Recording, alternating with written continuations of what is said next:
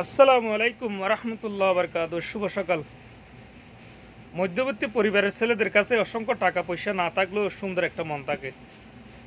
চলুন আজকে দেখে আসি, ঘুরে আসি মক্কা, যেই মাছের আড়তের দৃশ্যগুলো আপনাদেরকে দেখে আসি। চলেন।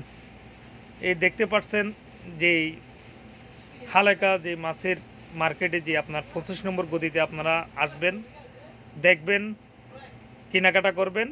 সেই মাছ দেখতে পাচ্ছেন, দেশীয় এবং সাগরের তরতাজা মাছ আপনাদের সামনে তুলে ধরা হলো। আমি মোহাম্মদ শামসুল আলম, সৌদি দূরপ্রবাস থেকে। আপনারা যারা প্রবাসী ভিডিওগুলো দেখবেন অবশ্যই পাশে থাকবেন। এইটাই আমাদের যে 25 নম্বর গদিতে যে মাছগুলো পাওয়া যায় তরতাজা, দিয়ে দেখতে পাচ্ছেন সেই মাছগুলোর দৃশ্যগুলো আমি সামান্য কিছু তুলে ধরলাম।